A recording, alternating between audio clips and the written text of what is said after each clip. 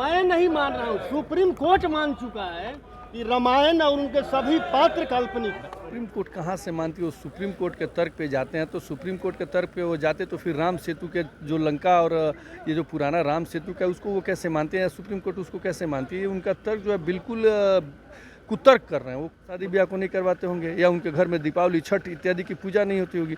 तो मुझे लगता है कि ये बिल्कुल कुतर्क है और उनको ऐसे कुतर्क नहीं करना चाहिए जिस समाज बटे। यादव जी ने जो सच्ची रामायण जो हिंदी रूपांतर किए हैं, उन्होंने ललई यादव जी का सच्ची रामायण है, उसको पढ़िए आप लोग।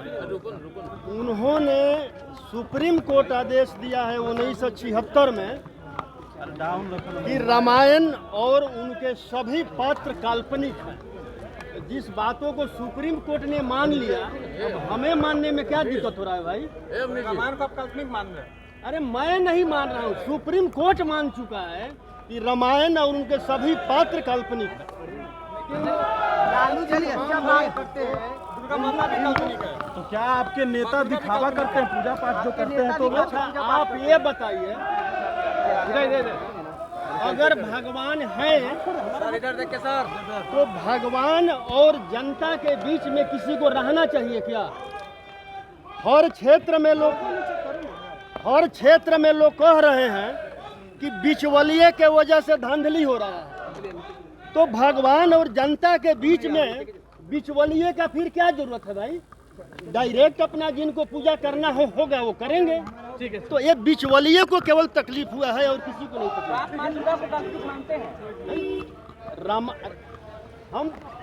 मैं कहता हूँ जब सुप्रीम कोर्ट मान चुका है कि रामायण और रामायण के सभी पात्र काल्पनिक है, 1976 का सुप्रीम कोर्ट का ऑर्डर निकाल कर देख लीजिए।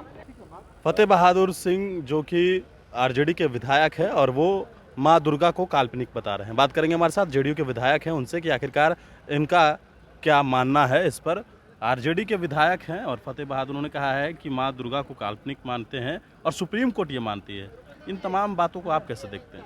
नहीं, सुप्रीम कोर्ट कहाँ से मानती है? वो सुप्रीम कोर्ट के तर्क पे जाते हैं, तो सुप्रीम कोर्ट के तर्क पे वो जाते तो फिर राम सेतु के जो लंका और ये जो पुराना राम सेतु का उसको वो कैसे मानते हैं, सुप्रीम कोर्ट उसको कैसे मानती है? उनका तर्क जो है बिल्कुल कुतर्क कर रहे हैं। वो कहीं से उनका तर्क मानने वाला नहीं। अगर वो ऐसे कुतर्क करेंगे तो ये समाज को बांटने का वो काम कर रहे हैं, जबकि हमारी पार्टी जो है समाज को बांटने के लिए नहीं करती। हमारी पार्टी समाज को जोड़ने का काम करती है, लेकिन उनके द्वारा शुद्ध रूप से देखिएगा समाज बांटने का काम कर रहे हैं।